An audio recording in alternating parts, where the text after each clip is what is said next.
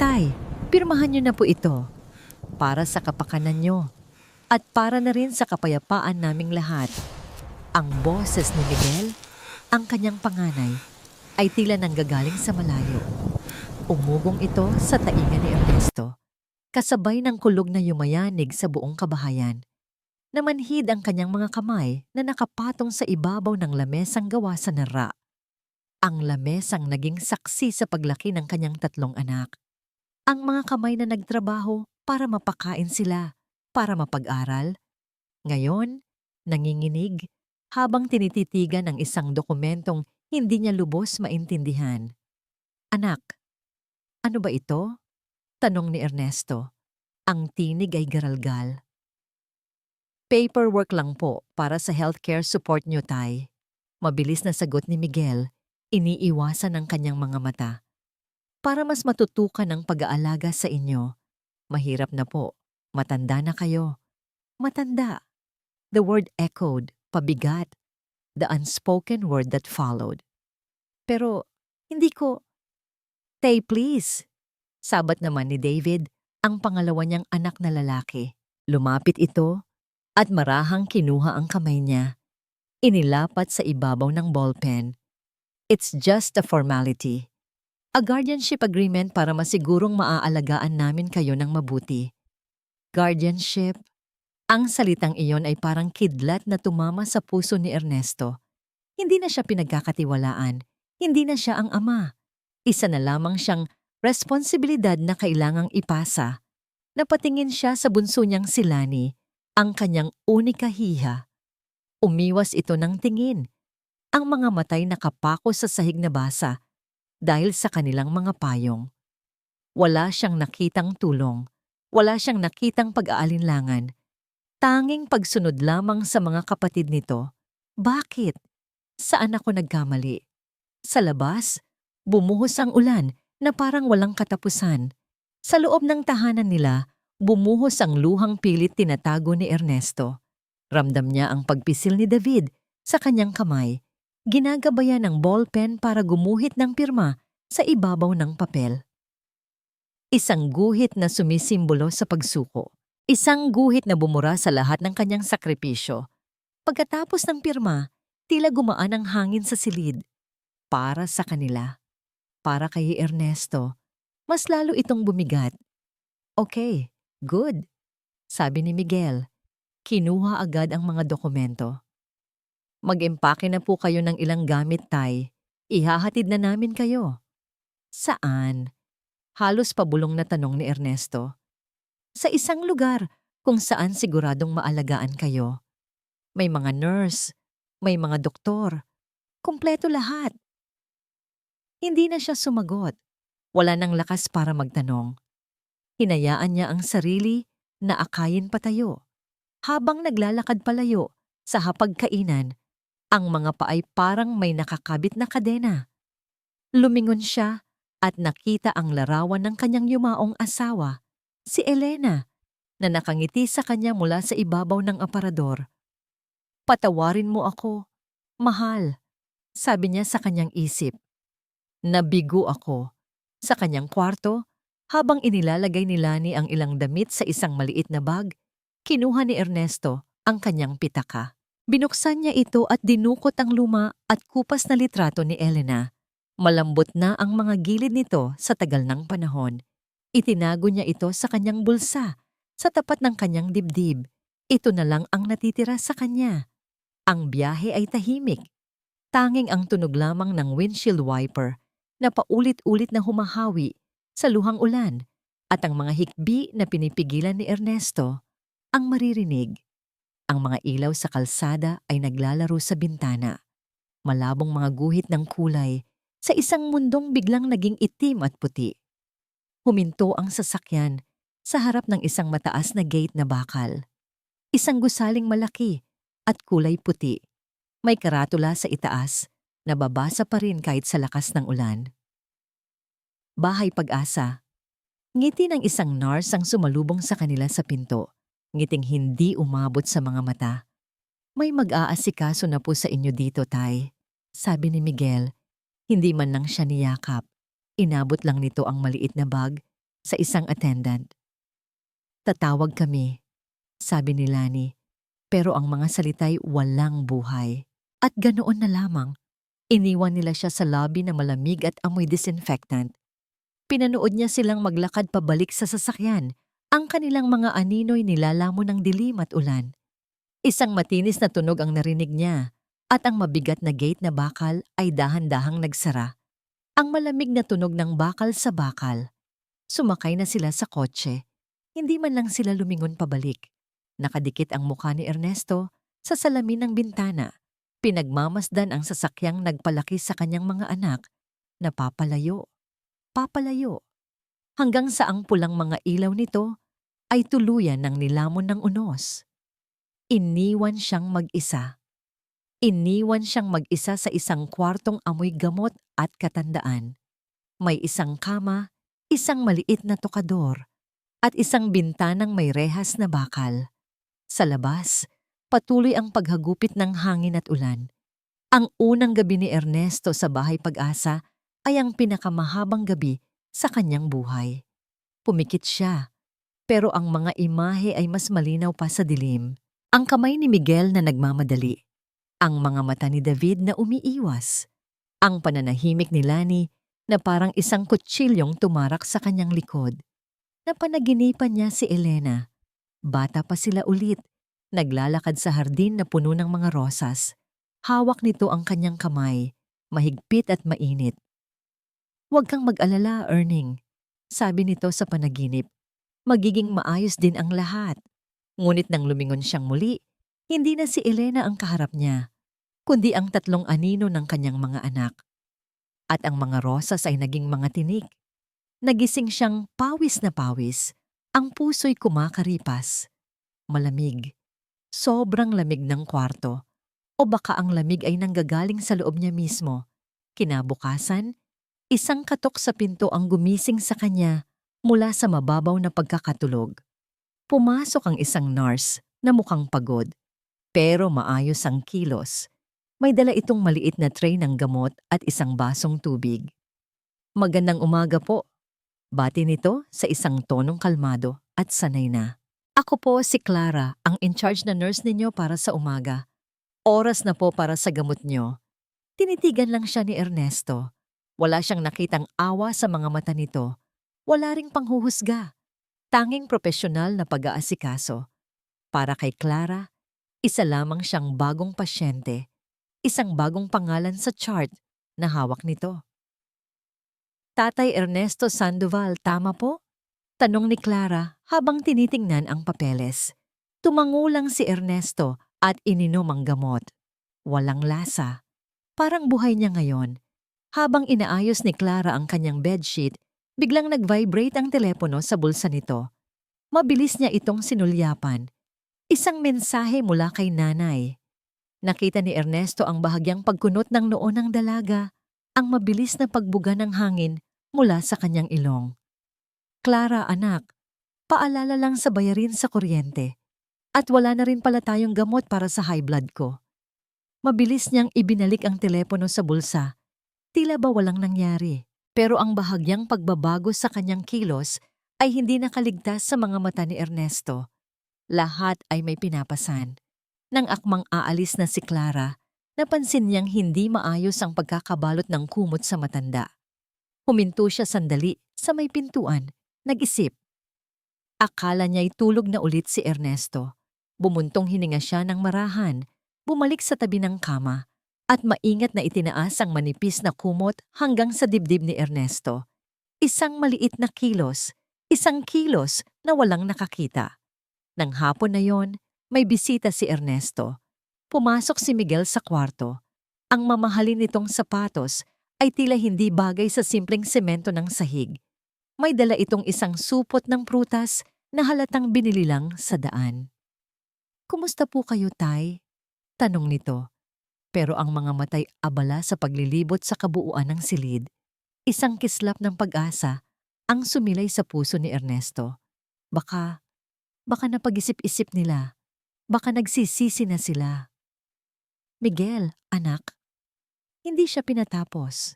Lumapit si Miguel, hindi para yumakap, kundi para bumulong. Ang mga salita'y malamig at matalas. Tay, nakikiusap po ako. Huwag po kayong gagawa ng kahit anong eksena dito para hindi kami mapahiya. At sa isang iglap, namatay ang maliit na kislap ng pag-asa. Napalitan ito ng isang nanunuot na kirot. Hindi pag-aalala ang dahilan kung bakit siya naroon, kundi takot. Takot na masira ang kanilang pangalan. Tumalikod si Miguel at naglakad palabas. Iniwan ang supot ng prutas sa ibabaw ng tokador. Isang handog na walang pagmamahal. Naiwang mag-isa si Ernesto. Ang salitang binitiwan ng anak ay paulit-ulit na umuugong sa kanyang isipan. Mapahiya. Lumipas ang mga araw na parang mga patak ng tubig mula sa isang sirang gripo. Mabagal, walang kulay, paulit-ulit. Pinili ni Ernesto ang manahimik. Ang katahimikan ang naging kanyang kalasag.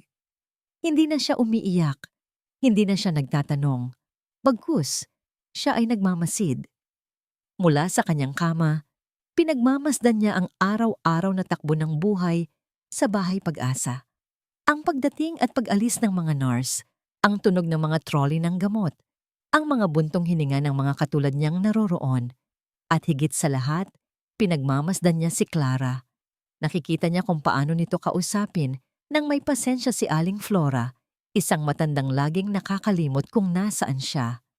Naririnig niya ang malumanay nitong tinig. Habang binabasahan ng dyaryo si Mang Lito, na malabo na ang mga mata. Nakikita niya ang pag-aalala sa mukha nito kapag may isang pasyenteng ayaw kumain. Si Clara ay pagod. Iyon ay sigurado. Pero sa likod ng pagod na iyon, may isang pusong hindi pa manhid. Isang pusong gumagana. Isang hapon, habang naghahapunan sila sa common area, umupo sa tabi ni Ernesto ang isang matandang lalaki na hindi niya pa nakakausap. Kinuha nito ang pandesal mula sa plato ni Ernesto nang walang paalam. Hindi nagalit si Ernesto. Sa halip, kinuha niya ang natitirang pandesal sa kanyang plato at marahang inilagay sa plato ng katabi. Para sa inyo na po, sabi niya sa isang mahinang boses. Mula sa di kalayuan, nakita ni Clara ang eksenang iyon. Isang maliit na ngiti ang sumilay sa kanyang mga labi. Ang matandang tahimik sa kwarto 2B, na ayon sa papeles ay confused and disoriented, ay may ginawang isang bagay na puno ng katinuan. Kinagabihan, nagring ang telepono sa nurse's station. Si Miguel Sandoval ang nasa linya. Nurse, pakitanong naman kay tatay kung saan niya itinago ang mga lumang susi para sa bodega sa likod bahay. Sabi nito, may halong pagkainip sa boses. Maglilinis na kasi kami para maihanda na ang bahay. Maihanda para ibenta. Naintindihan agad ni Ernesto ang ibig sabihin. Pakicheck sa lumang lata ng biskwit sa taas ng aparador niya. Sagot ni Ernesto kay Clara, ang kanyang mukha ay kalmado, pero ang kanyang mga mata may kislap. Isang kislap na tila ba may nabuhay na muli sa loob niya. Ang bodega, ang mga susi. Nang gabing iyon, hindi mapakali si Ernesto. Ang bodega na yon, hindi lang mga lumang gamit ang nandoon. Kinabukasan, habang sinusuri ni Clara ang kanyang blood pressure, biglang nagsalita si Ernesto. Ang kanyang boses, sa unang pagkakataon, sa loob ng maraming araw, ay malinaw at matatag. Hindi garalgal, hindi pabulong. Hija, sabi niya, nakatingin diretso sa mga mata ng dalaga. Nagulat si Clara. Anong araw ngayon? At ano ang eksaktong petsa? Hindi yun ang tanong ng isang taong nalilito. Iyon ang tanong ng isang taong nagbabalak. Iyon ang tanong ng isang general bago magsimula ang isang laban. Natigilan si Clara. Ang matandang akala niya ay tuluyan ng binitawan ng mundo, ay biglang nagising. At sa kanyang mga mata, may nakita siyang talas ng isip na hindi niya inaasahan. Ngayon po ay Miyerkules, 17 ng Oktubre. Sagot ni Clara, medyo nag-aalangan pa rin. Bakit po, Tatay Ernesto? Hindi agad sumagot si Ernesto. Tinitigan niya lang ang dalaga. Tila ba sinusukat ang bigat ng kanyang pagkatao? Nakikita niya ang mga guhit ng pagod sa ilalim ng mga mata nito. Nakikita niya ang kalyo sa mga daliri nito. Nakikita niya ang isang kaluluwang pilit lumalaban sa mga hamon ng buhay. Wala naman, sabi ni Ernesto, at muling isinara ang kanyang mga mata. Pero alam ni Clara na hindi iyon totoo. Mayroon. May isang bagay na nagbago. Kinabukasan, sa oras ng pagbisita, walang dumating para kay Ernesto, gaya ng dati. Habang ang ibang mga pasyente ay may kasamang mga anak at apo na nag-uusap at nagtatawanan, si Ernesto ay mag-isang nakaupo sa isang silya sa hardin, nakatanaw sa malayo. Nilapitan siya ni Clara, may dalang isang basong maligamgam na tubig. "Okay lang po ba kayo?" tanong niya. Dahan-dahang lumingon si Ernesto. "Clara, maupo ka sandali. May sasabihin ako sa'yo." Umupo ang dalaga sa tabi niya. "Ramdam ang kaba. Eto na. Alam kong may sarili kang mga problema." Panimula ni Ernesto. Ang boses ay mahinahon. "Nakikita ko. Naririnig ko. Pero alam ko rin na hindi ka masamang tao." Yumuko si Clara. Hindi niya alam ang sasabihin. "Ang mga anak ko. Inagaw nila sa akin ang lahat." Patuloy ni Ernesto. "Pero may isang bagay na hindi nila makukuha. Ang karapatan kong tumulong sa iba." Nag-angat ng tingin si Clara. Naguguluhan. Dumukot si Ernesto sa kanyang bulsa. Inilabas niya ang isang maliit at lukot na papel, halatang matagal nang naitago. Maingat niya itong ibinigay kay Clara. Ano po ito? Isang numero ng telepono at isang pangalan. Attorney Benjamin Romero. Sabi ni Ernesto, "Kapag natapos na ang shift mo mamaya, sa labas ng lugar na ito, kung saan walang makakarinig, tawagan mo siya." Nanginginig ang kamay ni Clara habang hawak ang papel. "Pero bakit po ako? Baka mapahamak po ako dito sa trabaho." Iyon ang totoo niyang takot. Ang mawalan ng ikabubuhay para sa kanyang pamilya. Tumingin si Ernesto sa kanya at sa pagkakataong ito, puno ng pakiusap ang kanyang mga mata. Kapag tinanong niya kung sino ka, sabihin mo ang password, Rosas para kay Elena. At pagkatapos, gawin mo lang ang sasabihin niya. Hindi ito para sa akin, Hija.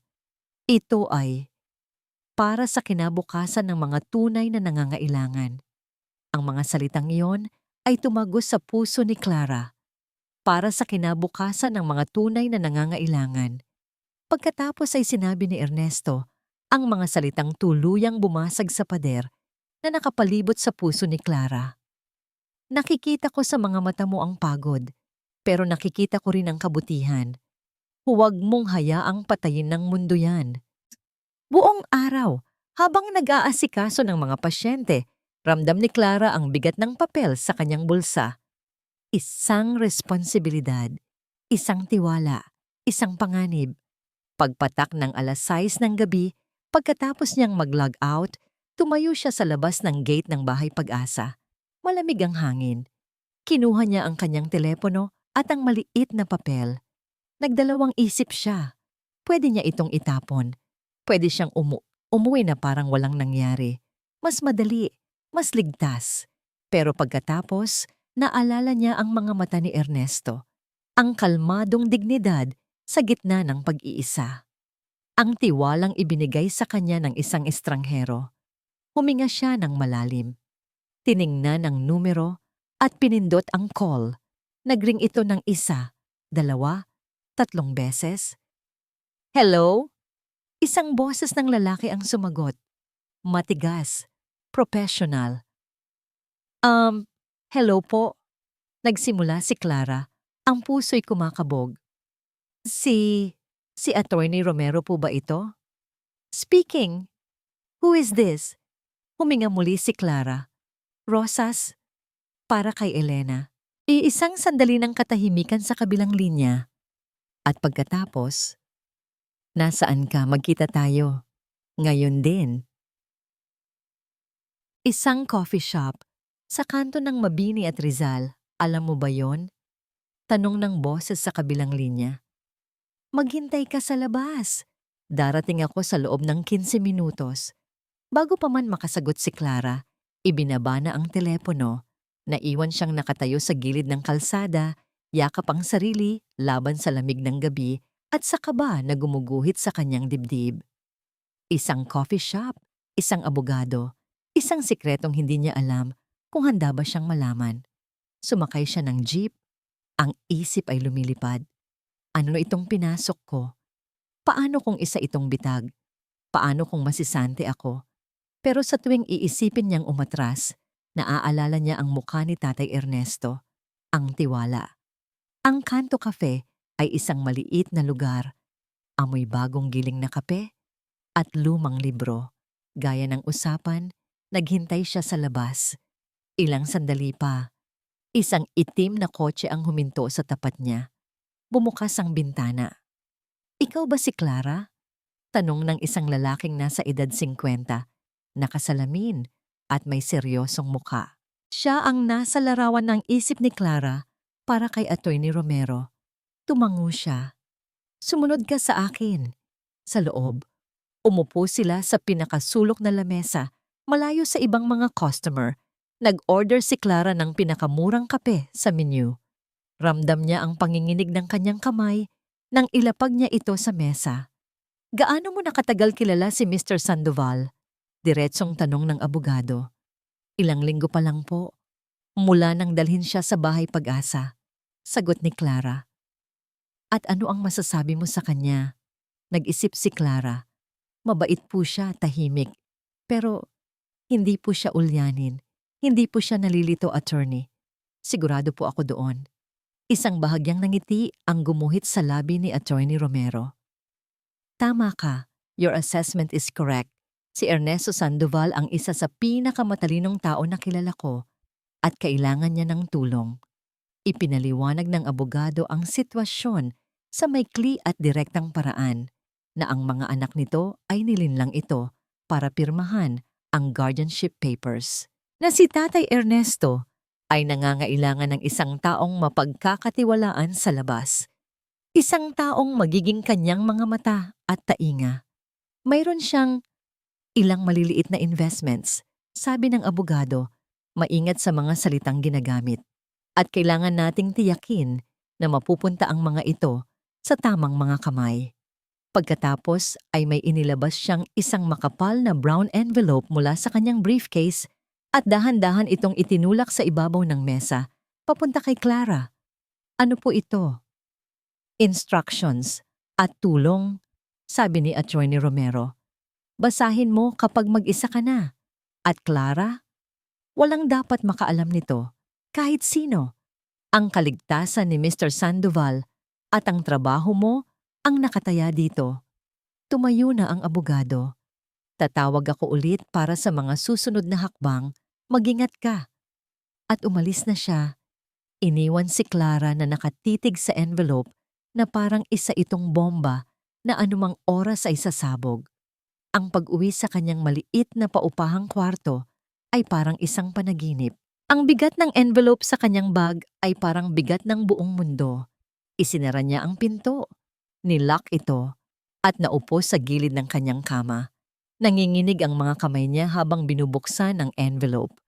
Ang unang bumungad sa kanya ay isang makapal na bungkos ng pera, libo-libong piso.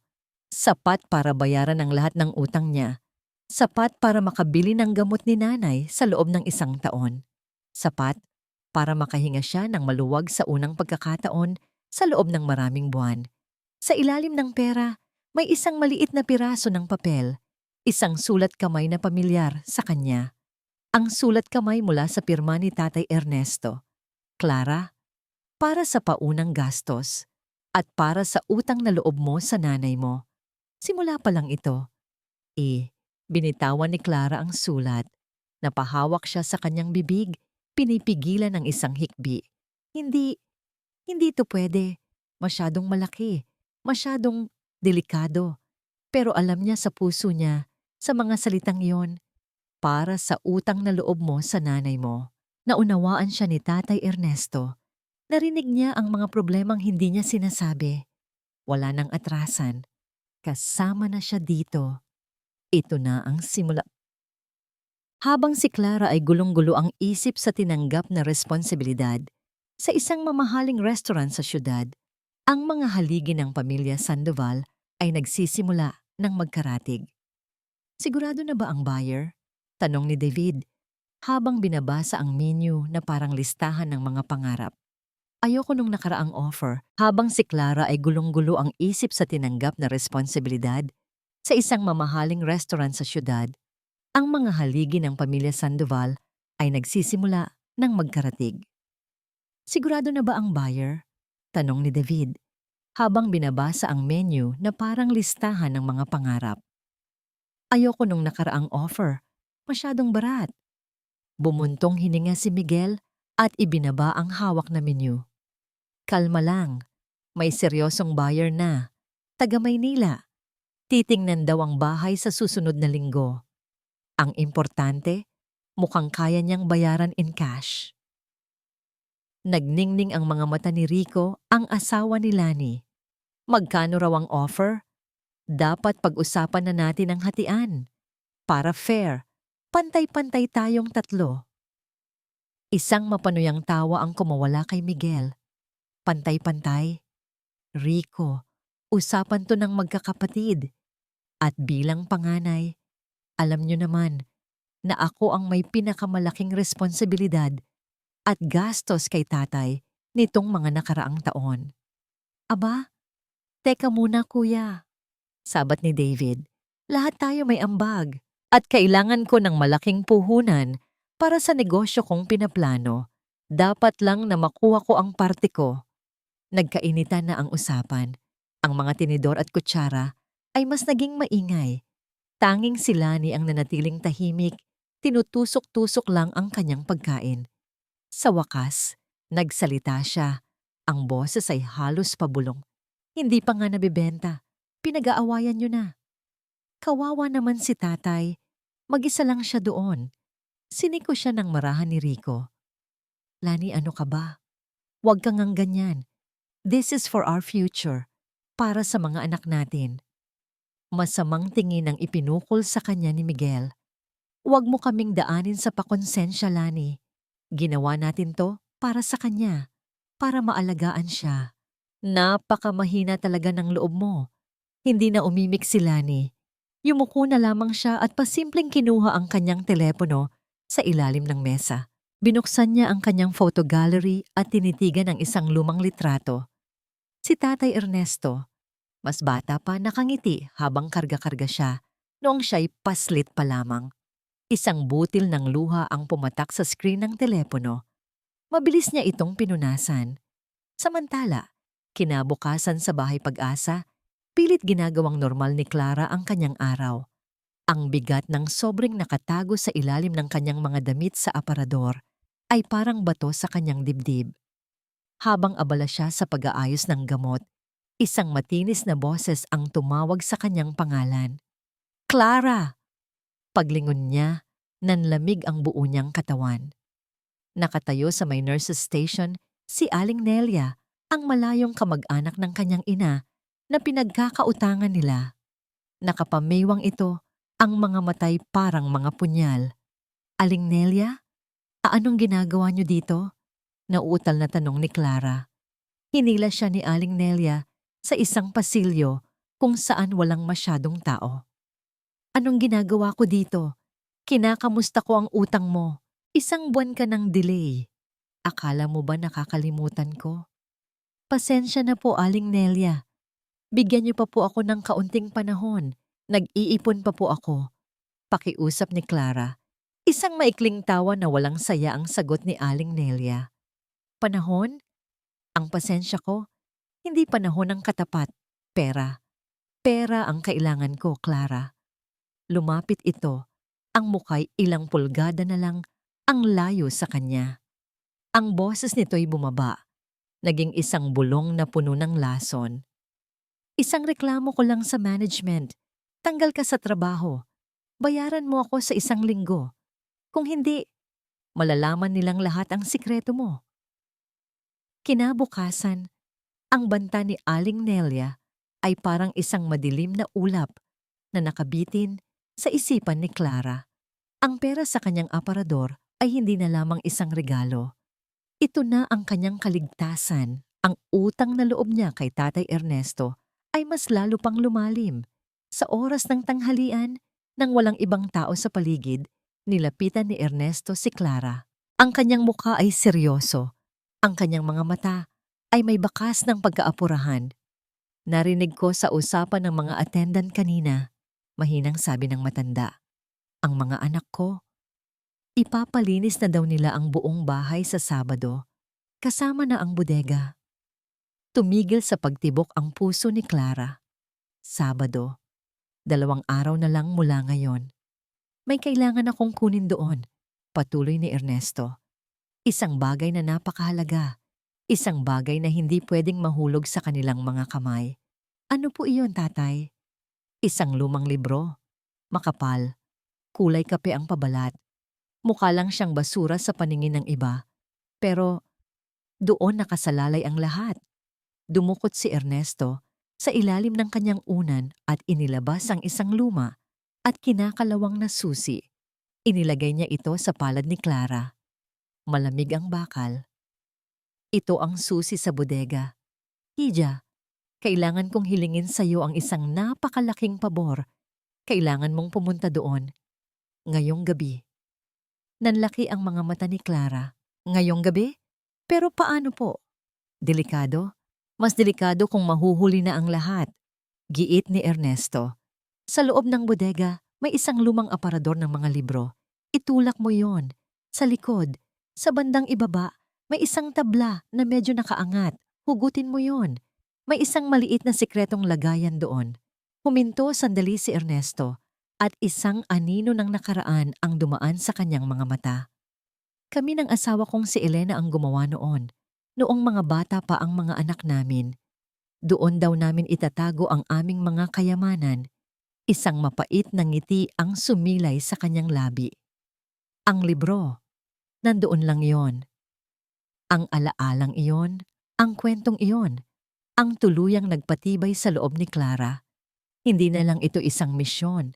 Ito ay pagprotekta sa isang sagradong alaala. Gagawin ko po, sabi niya. Ang boses ay buo at desidido. Kinagabihan, ang katahimikan ay nakakabingi. Hinintay ni Clara na maghating gabi.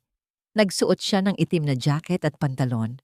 Ang tanging dala niya ay ang kanyang telepono, ang susi at ang tibok ng puso niyang tila ba gustong kumawala sa kanyang dibdib. Tahimik siyang lumabas ng kanyang inuupahang kwarto. Ang pagpunta sa lumang bahay ng mga Sandoval ay parang pagpasok sa teritoryo ng kaaway. Madilim, malamig. Tanging ang liwanag lang ng buwan ang kanyang gabay. Maingat niyang binuksan ang maliit na gate sa gilid ng bakuran na laging iniiwang hindi nakalock. Isang marahan ngunit matinis na tunog ang kumawala mula sa kinakalawang na bisagra. Nagdasal siya na sana'y walang nakarinig. Nakatayo sa likod bahay ang bodega. Isang maliit na gusaling gawa sa kahoy na kinain na ng panahon. Dahan-dahan niyang ipinasok ang susi sa seradura. Isang click. At bumukas ang pinto. Ang amoy ng alikabok at lumang papel ang sumalubong sa kanya. Kinapa niya ang switch ng kanyang telepono para gamitin ang flashlight. Itinutok niya ito sa loob. Mga lumang silya, kahon ng mga laruan, at sa pinakasulok, ang aparador ng mga libro. Pumasok siya. Ang bawat hakbang ay maingat. Ang tanging naririnig niya ay ang sarili niyang paghinga. Nilapitan niya ang aparador. Dahan-dahan niya itong itinulak. Mabigat. Ngunit unti-unti itong umusog. Tinutok niya ang ilaw sa pader na nasa likod nito. At doon, nakita niya isang tabla na hindi kapantay ng iba. Ginamit niya ang dulo ng susi para sungkitin ito. Bumukas ang isang maliit na pinto. Sa loob, nakahiga ang isang libro. Makapal. Kulay kape ang pabalat. Ito na nga, nakahinga siya ng maluwag. Nakuha na niya. Akmang isasaaran na niya ang sikretong lagayan nang biglang may isang matinding liwanag na tumama sa bintana ng bodega. Sinundan ng ugong ng isang papalapit na sasakyan. Nanigas si Clara sa kanyang kinatatayuan. Ang ilaw ng headlight ay gumuhit sa buong silid. Ang ugong ng makina ay huminto mismo sa tapat ng bahay. May dumating. Si Miguel. Parang yelo na bumalot sa buong katawan ni Clara. Ang tunog ng makina ng kotse ni Miguel ay parang dagundong sa kanyang dibdib. Mabilis niyang pinatay ang flashlight ng telepono, niyakap ang libro, at sumiksik sa likod ng isang lumang aparador na puno ng agiw. Katahimikan. Tapos, narinig niya ang pagbukas at pagsara ng pinto ng kotse. Mga yabag. Papalapit. Bumukas ang pinto ng bahay. Narinig niya ang boses ni Miguel. May kausap sa telepono. Oo, nandito ako. Titingnan ko lang kung may mga importanteng dokumento si tatay na naiwan bago ko ipadispose ang lahat ng basura sa bodega. Basura. Ganoon na lang ang tingin nila sa mga alaala ng kanilang ama. Narinig ni Clara ang pagsubok ni Miguel sa seradura ng bodega. Nakalock. Pero hindi niya ito isinara ng maayos kanina sa pagmamadali. Isang malakas na tulak mula sa labas at bumigay ang pinto. Bumukas ito ng may malakas na langit-ngit. Pinigil ni Clara ang kanyang paghinga. Ang liwanag mula sa telepono ni Miguel ay parang isang searchlight na gumagapang sa dilim. Hinahanap siya. Nakita niya ang anino nito, malaki at nakakatakot. Naglakad-lakad si Miguel sa loob. Sinisipa-sipa ang ilang mga kahon. Wala namang kwenta mga to. Bulong nito sa sarili. Mga lumat walang silbi. Huminto ito sa tapat ng aparador ng mga libro, ang mismong lugar kung saan niya itinulak kanina. Nakita ni Clara ang mga marka ng alikabok sa sahig na nagbago ng pwesto. Nakita rin kaya ito ni Miguel? Pero hindi. Ang atensyon ni Miguel ay nasa ibang bagay. Inilawan niya ang isang baul sa tabi. Binuksan. Tanging mga lumang damit lang ang laman. Hay nako. Bumuntong hininga si Miguel. Halatang naiinis na. Wala dito. Uuwi na nga ako. Lumabas ito ng bodega. Isinara ang pinto na ng padabog at ilang sandali pa ay narinig na ni Clara ang pag-alis ng sasakyan. Naiwan siyang mag-isa sa dilim. Nanginginig pero ligtas. Hinintay niya pa ang ilang minuto bago siya naglakas loob na gumapang palabas. Ang pagbalik niya sa bahay Pag-asa ay mas mabilis, dala ng adrenaline. Tahimik siyang pumasok sa kwarto ni Ernesto. Gising pa ang matanda. Naghihintay. Nakuha mo ba? Iyon agad ang tanong nito. Puno ng pag-aalala. Walang salitang itinango ni Clara at iniabot ang libro. Kinuha ito ni Ernesto. Ang kanyang mga daliri ay marahang humaplos sa pabalat na puno ng alikabok. Tila ba hinahaplos ang mukha ng isang matagal nang nawalay na kaibigan. Maingat niya itong binuklat. Hindi ito isang ordinaryong libro. Ang mga pahina sa gitna ay may butas. Sa loob ng butas na yon, may mga bagay na maingat na isinilid. Isang lumang passbook ng bangko, ilang piraso ng papel na mukhang luma na ring stock certificates. At sa ilalim ng lahat, isang maliit at makinang na susi. Isang susi para sa isang safety deposit box. Napatingin si Clara kay Ernesto, ang kanyang mga matay nagtatanong. Ang akala nila, nagsimula si Ernesto, ang boses ay mahina, ngunit matatag. Ay isa lang akong hamak na guro na umasa sa kakarampot na pensyon. Hindi nila alam na bawat pisong natitipid namin ng kanilang ina ay inilagay ko sa tamang pagkakakitaan. Tahimik. Walang nakakaalam. Inilapag niya ang libro sa kama at hinawakan ang mga kamay ni Clara. Ang init ng palad ng matanda ay puno ng pasasalamat. Mula ngayon, hindi lang kita nurse, itinuturing na kitang anak. Napaiyak si Clara, hindi dahil sa takot o pagod, kundi dahil sa emosyon. Sa unang pagkakataon, naramdaman niyang may isang taong tunay na nakakakita sa kanya. Isang taong itinuring siyang pamilya.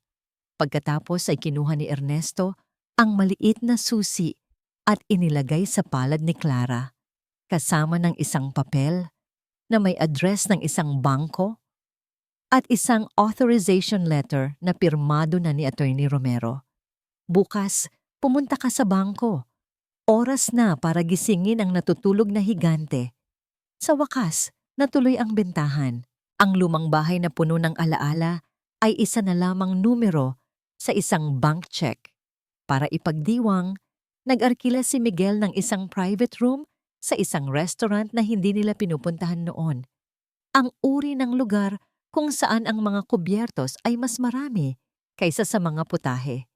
Tagay, sabi ni Miguel. Itinaas ang kanyang kopita ng wine. Ang tunog ng nag-uumpugang mga babasagin ay umalingaw-ngaw sa silid. Sa wakas, tapos na ang sakit ng ulo. The deal is closed. Closed na closed! Segunda ni David, ang ngiti ay abot tenga. So kuya, napag-usapan na ba ng buyer ang final payment schedule? I need my cut for my startup business. Malaki ang potential. Ngumisi si Rico, ang asawa ni Lani, habang hinihiwa ang mamahaling steak. Dapat malinaw ang hatian, Miguel, para walang samaan ng loob. Ako na ang bahala. Sa parte ni Lani, i-invest namin sa edukasyon ng mga bata.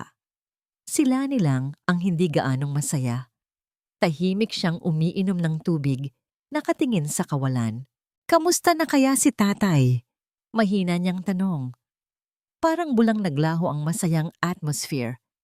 Lani naman, sabi ni Miguel, may halong iritasyon.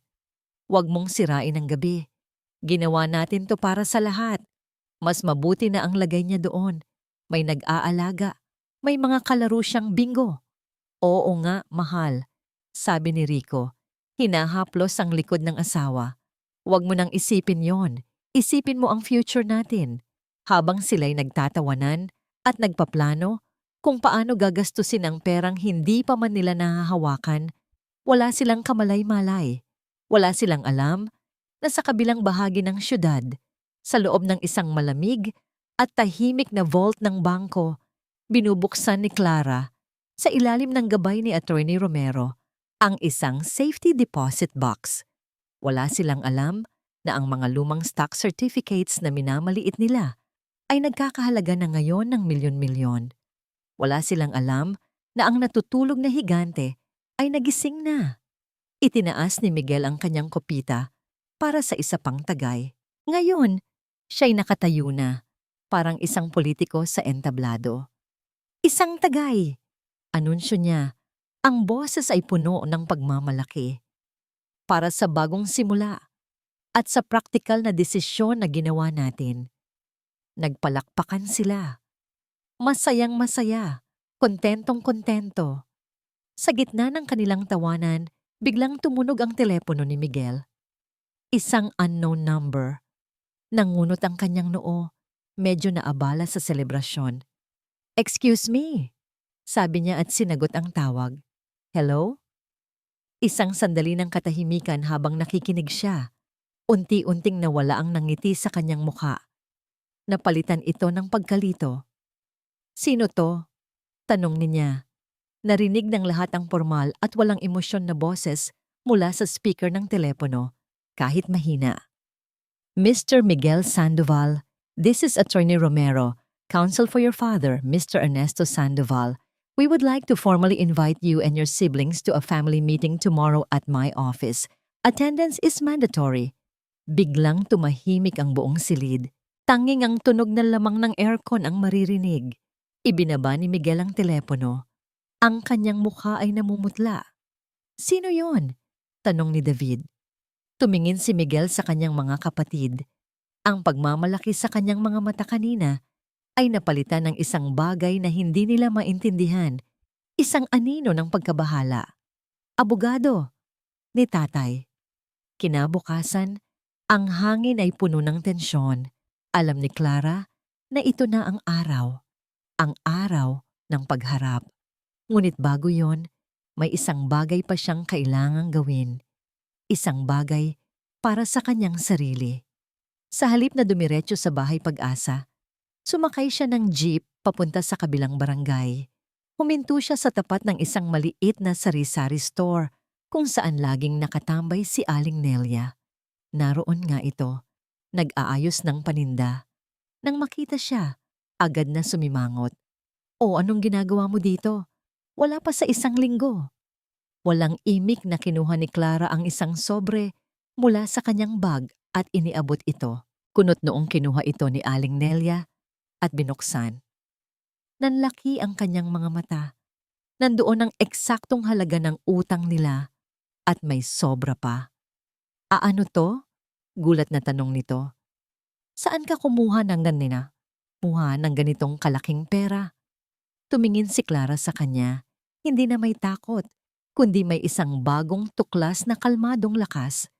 "Bayad ko po sa utang namin. At yung sobra po, tulong ko na sa inyo para po sa mga gastusin nyo." "Tulong?" Naguguluhang sabi ni Aling Nelia. "Opo," sabi ni Clara. "Dahil tinuruan po ako ni Tatay Ernesto na ang tunay na utang na loob, hindi binabayaran para lang matapos. Ipinapasa ito sa iba sa pamamagitan ng pagtulong ng walang hinihintay na kapalit. Hindi ito tanikala na ipinapambigti sa kapwa. Isa itong tulay." Natigilan si Aling Nelia, walang masabi. "Salamat po sa pagpapautang ninyo sa amin noon, pero tapos na po ang utang ko sa inyo." Tumalikod si Clara at nagsimulang maglakad palayo. Pagkatapos ng ilang hakbang, huminto siya at lumingon. "At sana po, sa susunod, huwag na kayong manakot ng mga taong mas nangangailangan pa sa inyo." Iniwan niyang nakatulala si Aling Nelia, hawak-hawak ang pera na tila ba napapaso. Sa unang pagkakataon, naramdaman ni Clara ang paggaan. Malaya na siya sa isang tanikalang matagal bumikis sa kanya. Handa na siya para sa mas malaking laban. Tumawag siya sa kanyang ina. "Nay, tapos na po ang problema. Magsisimula na po tayo ulit." Narinig niya ang pag-iyak ng kanyang ina sa kabilang linya. Mga luhang hindi na dahil sa pag-aalala, kundi dahil sa ginhawa. Pagdating sa bahay Pag-asa, dumiretso siya sa kwarto ni Ernesto. May inabot sa kanya ang matanda, isang paper bag. "Para sa'yo," sabi nito. Sa loob, may isang simpleng bestidang kulay navy blue at isang pares ng sapatos na may mababang takong. Hindi magarbo, pero disente at kagalang-galang. "Salamat po, Tay," sabi ni Clara. Ang puso'y puno ng pasasalamat. Dumiretso siya sa banyo para magbihis. Habang tinitingnan ang kanyang sarili sa salamin, isang bagong tao ang nakita niya. Hindi na ang pagod at takot na nurse na laging nag-aalala sa pera. Ang nakatayo sa harap niya ay isang babaeng may dignidad, may lakas ng loob, at may isang misyon. Nag-vibrate ang kanyang telepono. Isang text message mula kay Tatay Ernesto. "Handa ka na ba, anak?" Huminga siya ng malalim. Tinitigan ang kanyang refleksyon sa huling pagkakataon at nag-reply. "Opo, Tay. Handa na po ako." Ang opisina ni Attorney Romero ay tahimik at malamig. Ang tanging maririnig ay ang mahinang ugong ng air conditioner at ang tunog ng mga papeles na inaayos. Naupo si Clara sa isang silya sa gilid. Ang kanyang mga kamay ay magkahawak sa ibabaw ng kanyang kandungan. Eksaktong 3:00 ng hapon, bumukas ang pinto. Pumasok si Miguel, David at si Lani, kasama ang asawa nitong si Rico. Ang kanilang mga muka ay pinaghalong inis at pagtataka. Tila ba isa lamang itong abala sa kanilang mga importanteng gawain. "Attorney," bunggad ni Miguel, hindi man lang bumati. "Ano po bang meron at kailangan mandatory pa ang attendance? May problema ba sa papeles ng bahay?" Napansin nila si Clara.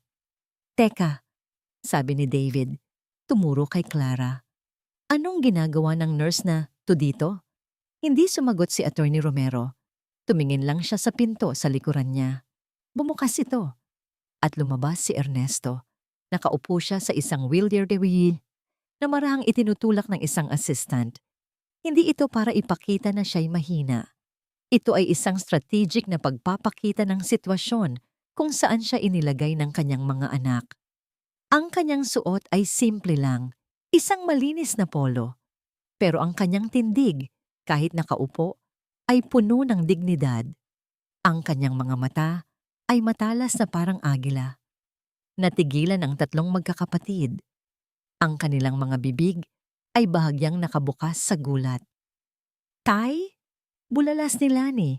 Hindi pinansin ni Ernesto ang kanyang mga anak. Ang kanyang tingin ay dumiretso kay Clara. Tumango siya ng marahan. Isang tango ng pagtitiwala. Isang senyas na handa na siya. Ano to, Tay?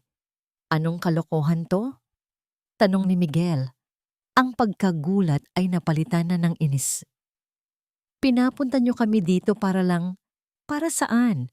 Ngumiti ng bahagya si Attorney Romero. Isang nangiting hindi umaabot sa kanyang mga mata. Maupo po kayong lahat. Walang ganang umupo ang magkakapatid sa mga silyang nasa harap ng malaking mesa. Ramdam nila ang bigat ng atmosfera. Hindi ito isang simpleng pulong. Akala ko ba? Nagsimulang muli si Miguel. Tumingin kay Ernesto. Tay, akala ko ba okay na ang lahat? Pumayag na kayo na alagaan namin kayo. Huwag po kayong mag-alala. Putol ni Attorney Romero sa kanya. Inilapag niya ang isang napakakapal na folder sa ibabaw ng mesa. Ang tunog nito ay parang isang paghato. Hatol. Hindi po tayo mag-uusap tungkol sa pangangalaga. Tumingin siya isa-isa sa tatlong magkakapatid. Ang kanyang mga mata ay seryoso at walang emosyon. Mr. Sandoval, we are not here to talk about the house. We are here to discuss the Sandoval Legacy Foundation, valued at 250 million pesos, 250 milyong piso. Ang mga salitang iyon ay parang bombang sumabog sa gitna ng silid. Natawa ng pagak si Miguel. Ano? Anong foundation? Nagpapatawa ba kayo, attorney? Ang ama namin ay isang simpleng guro lang. Iyon ang akala ninyo. Sagot ng abogado. Binuklat ang folder.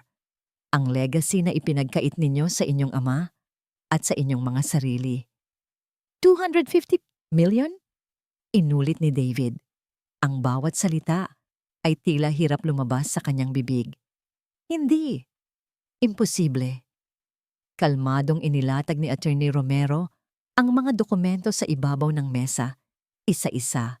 Mga stock certificates, mga bank statements, mga titulo ng lupa sa mga probinsyang hindi man lang nila alam na umiral. Ang bawat papel ay isang patunay. Ang bawat numero ay isang sampal sa kanilang mga mukha. Sa loob ng halos 50 taon, paliwanag ng abogado, habang kayo ay pinalalaki niya, habang sinisiguro niya na may pagkain kayo sa mesa at dekalidad na edukasyon. Si Mr. Sandoval, kasama ang inyong yumaong ina, ay tahimik na nag-invest. Hindi sila bumili ng mga alahas o mamahaling sasakyan. Ang binili nila ay kinabukasan. Tumingin siya sa kanila. Ang kinabukasan na sana ay para sa inyo. Namutla si Miguel. Nagsimulang mamasa ang mga mata ni Lani. Si David ay napahawak sa kanyang ulo, hindi makapaniwala. At ang guardianship papers na pinapirmahan ninyo sa kanya? Patuloy ng abogado, ang boses ay tumigas. It has been nullified. Mayroon kaming 3 psychiatrist na sumurila kay Mr. Sandoval. Ang kanilang opisyal na hatol. Ang inyong ama ay nasa sound mind and full mental capacity.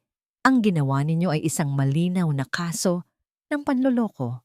Hindi. Pabulong na sabi ni Rico, ang asawa ni Lani. Ang pangarap niyang investment ay biglang naging abo. At ngayong araw, anunsyo ni Attorney Romero, ang kabuuan ng Sandoval assets ay formal nang inilipat sa Sandoval Legacy Foundation. Isang pundasyon na itinatag para tulungan ang mga nakatatandang inabandona at nangangailangan. Ang pundasyon ay ipinangalan sa inyong ina, si Elena Sandoval. Iyon na ang huling dagok. Ang pangalan ng kanilang ina, ginamit para sa isang layuning taliwas sa kanilang kasakiman. Sa wakas, pagkatapos ng mahabang pananahimik, tumingin si Ernesto sa kanyang mga anak. Sa unang pagkakataon, mula nang magsimula ang pulong. Walang galit sa kanyang mga mata, tanging isang malalim, nakakapanghinang kalungkutan. Ang pamana. Nagsalita siya. Ang boses ay mahina, ngunit dinig na dinig sa bawat sulok ng silid. Hindi pera ang pamana na gusto naming iwan sa inyo ni Elena, kundi pagmamahal, respeto, at dignidad. Tumulo ang luha mula sa kanyang mga mata. Pero ipinagbili ninyo ang lahat ng yon para sa halaga ng isang bahay. Ipinagbili ninyo ang inyong ama. Hindi na napigilan ni Lani. Humagulgol siya at lumuhod sa sahig, gumagapang palapit sa wheelchair ng ama. "Patawad, Tay! Patawad!" Sigaw niya. Ang bawat salita ay puno ng pagsisisi. "Patawarin niyo po kami." Si Miguel at David ay nakayuko lang. Talunan. Ang kanilang kayabangan ay nawala. Napalitan ng isang nakakabinging kahihiyan. Hiya. Ang kahihiyang mas masakit pa sa nawalang pera. Hinawakan ni Ernesto ang ulo ni Lani. Hindi niya ito hinaplos. Hinawakan niya lang. "Huli na ang lahat para dyan, anak," sabi niya. Tumayo si Atty. Romero. "May isang huling bagay. Nagdesisyon si Mr. Sandoval na wag na kayong kasuhan. Sa halip, ang pundasyon ay magbibigay sa bawat isa sa inyo ng buwanang sustento. Isang allowance. Sapat lang para sa pang-araw-araw na gastos. Sapat lang para hindi kayo magutom. At sapat para habang buhay ninyong maalala ang araw na ito. Iyon ang pinakamasakit na parusa. Hindi pagkakakulong, kundi isang habang buhay na paalala ng kanilang kabiguan." Tinapik ni Ernesto ang braso ni Clara. Tumango ang dalaga. Itinulak niya ang wheelchair papunta sa pinto. "Tay, saan ka pupunta?" tanong ni David. Ang boses ay basag. "Umuwi na po kayo sa amin." Huminto si Ernesto sa may pintuan ngunit hindi siya lumingon. "Mayroon na akong tahanan," sabi niya. At lumabas sila ni Clara. Iniwan ang tatlong magkakapatid sa gitna ng mga guho ng kanilang kasakiman. Ang pinto ay nagsara at sa katahimikan ng opisina, ang tanging maririnig na lamang ay ang hagulgol ng isang nagsisising anak. Lumipas ang 6 na buwan. Ang dating bakanting lote sa likod ng Bahay Pag-asa ay isa na ngayong hardin na puno ng buhay. May mga bulaklak na iba-iba ang kulay. May mga gulay na namumunga. May mga bangkong kahoy sa ilalim ng isang puno ng mangga. Ito ang proyektong hardin ni Elena. Ang unang proyekto ng Sandoval Legacy Foundation. Sa isa sa mga bangko nakaupo si Tatay Ernesto. Hindi na siya naka-wheelchair. Sa tulong ng therapy na pinunduhan ng pundasyon, kaya na ulit niyang maglakad ng dahan-dahan. Sa kanyang harapan, sa isang maliit na mesa, may isang chessboard. Ang kanyang kalaro ay si Leo, ang 10 taong gulang na bunsong kapatid ng isa sa mga bagong nurse. "Checkmate, Lolo Erning," masayang sabi ng bata. Isang malawak na ngiti ang gumuhit sa mukha ni Ernesto. "Napakagaling mo talaga, apo. Sa susunod, ako naman ang mananalo." Dumating si Clara, may dalang 2 baso ng malamig na buko juice. Inabot niya ang isa kay Ernesto. Hindi na siya ang yaya, kundi ang executive director ng pundasyon. Pero higit sa lahat, siya ang anak-anakan. "Tay, naaprubahan na po ng board yung proposal para sa physical therapy wing," balita niya. "Pwede na nating simulan ang construction sa susunod na buwan." "Magandang balita yan," sabi ni Ernesto.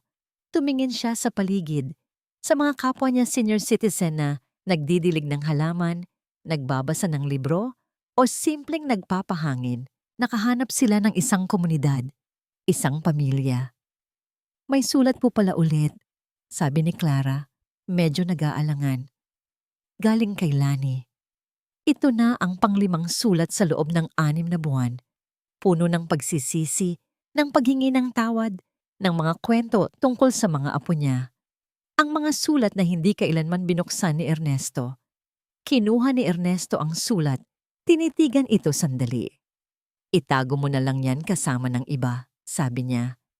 Tay, hindi niyo po ba sila napatawad? Mahinang tanong ni Clara. Tumingin si Ernesto sa malayong abot tanaw. Matagal ko na silang pinatawad, anak, sagot niya. Pinatawad ko sila hindi dahil karapat-dapat sila, kundi dahil karapat-dapat akong magkaroon ng kapayapaan. Pero ang pagpapatawad ay hindi nangangahulugan ng paglimot at lalong hindi ito nangangahulugan ng pagbabalik. Sa sandaling iyon, naintindihan ni Clara. Ang kapatawaran ni Ernesto ay para sa sarili niya. Ang distansya ay ang regalo niya sa sarili niyang katahimikan. Tumakbo palapit si Leo. Lolo Erning, bakit niyo po tinutulungan ang lahat ng tao dito? Tanong ng bata. Ang mga matay puno ng pag-usisa. Ngumiti si Ernesto at ginulo ang buhok ng bata. Dahil ang tunay na yaman, apo, ay hindi iniipon. Ipinapamahagi ito. Naiwan si Clara na nakatayo. Pinagmamasdan ng dalawa. Ang matandang nagturo sa kanya kung paano maging matatag at ang batang sumisimbolo sa kinabukasang kanilang itinatayo. Hindi lahat ng sakit ay may katumbas na paghihiganti. Minsan, ang pinakamahusay na hustisya ay ang pagpili ng kapayapaan at pagpapatuloy ng buhay na may pag-asa. Iyan ang pamanang iniwan sa akin ni Tatay Ernesto. At iyan ang pamanang habang buhay kong dadalhin.